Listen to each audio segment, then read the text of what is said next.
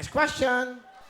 Sa mga salita, ilan ang letter L sa tamang spelling ng English word na battalion? Sa 1, isa lang. Sa 2, dalawa. Sa 3, tatlo. 1, 2, 3, go!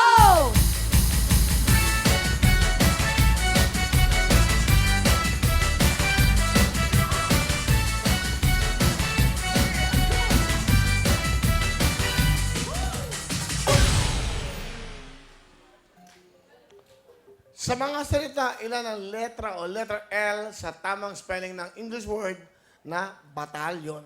Ito batalyon no? Pag Tagalog, pronunciation niya is batalyon. Isa lang daw sa 1. Dalawa daw sa 2. Tatlo. Herbert! Yes, sir. Basta, pahinga na. Pahinga na, di ba? Kayo ba magkakasama? Swerte rin itong mga to. Mabait siguro kayo. Hindi, no? Galingan mo. Ano ba? Ano ka ba?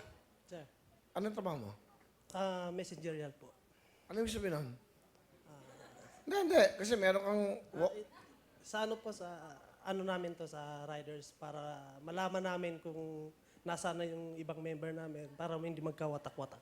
So, kumbaga communication. Po communication po yun. Ba't kayo nandito?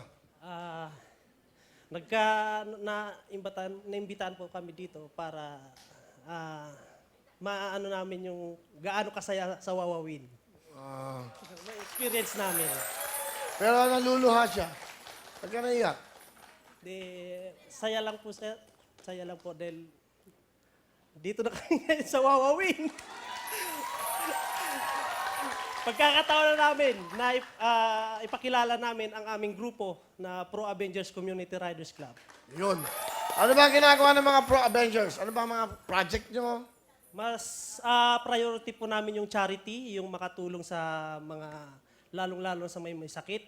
Yun po ang priority namin ngayon dahil sa ngayon, ang problema ng ating bansa is yung talagang kalusugan. So, yun ang advocacy ng grupo nyo. Yes po. Makatulong, ha? Galing, ha? So, paano yan kung wala kayong pondo? Kanya-kanya po kaming share-share po kami para maibigay namin sa mga nangangailangan, lalong-lalo sa may sakit. Galing nyo pala. May mga naiiyak. Kasi ibig sabihin, sincere kayo. Ayun, no? May iyak. Hindi, ano yan tears of joy. Kasi magandang ginagawa nyo. Di ba? Di ba ang feeling mo minsan, pag umiiyak kayo, pag may nagawa kang kabutihan, iiyak ka sa saya? Di ba? Napapansin ko, nagiging paborito ito ng mga riders. Wala kayong panggasolina, no? Ang cute ng batang to. Anong year mo na, Iha? Grade 12 na po sa pasukan. August pa po kasi yung pasok namin. Ano ba ang trabaho ng papa mo? Hindi ko po alam sa restaurant po. Wala na po kasi hindi na po kami nagsasama. Broken family po. Broken si mami. So, ilang kayo magkakapatid? 2 lang po. Ako po yung panganay. Ganda ng mukha, no? Sito bang panganay?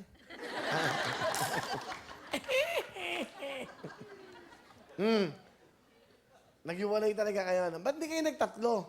Para sigurado. Ay, nako. Ang tamang sagot!